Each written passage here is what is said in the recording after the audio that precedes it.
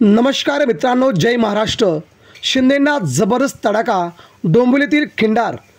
प्रदेश सचिव दीपेश म्हात्रेंसह 7 माजी नगरसेवकांचा शिवसेनेत जाहीर प्रवेश।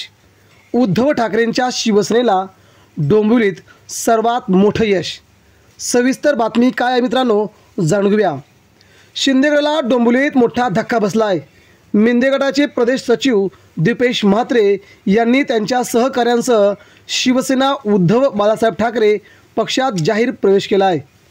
मातोश्री निवासस्थानी शिवसेना पक्षप्रमुख उद्धव ठाकरे यांच्या उपस्थितीमध्ये त्यांनी मशाल हाती घेतली।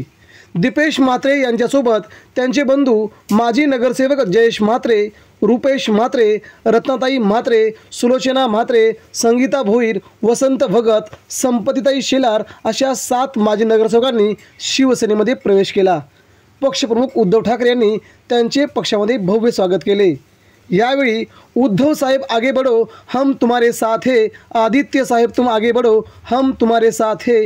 आवाज कोणाचा? शिवसेनेचा। शिवसेना जिंदाबाद। कोण आला रे कोण आला? शिवसेनेचा वाघ आला। हिंदुहृदय सम्राट शिवसेना प्रमुख बाळासाहेब ठाकरे यांचा विजय असो, अशा घोषणांनी परिसर दणाणून गेला। पक्ष संघटना वाढवण्यासाठी जे काही करावं लागेल ते करू। ठाणे जिल्ह्यामध्ये साम दाम दंडभेद वापरून पक्ष वाढवू, अशी सध्या ग्वाही दीपेश म्हात्रे यांनी उद्धव ठाकरेंना दिली। त्यामुळे आगामी काळामध्ये उद्धव ठाकरेंच्या अधिपत्याखाली आम्ही राहणार असं त्यांनी म्हटलंय।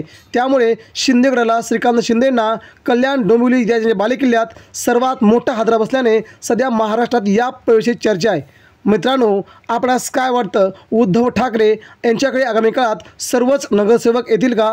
प्रतिक्रिया द्या।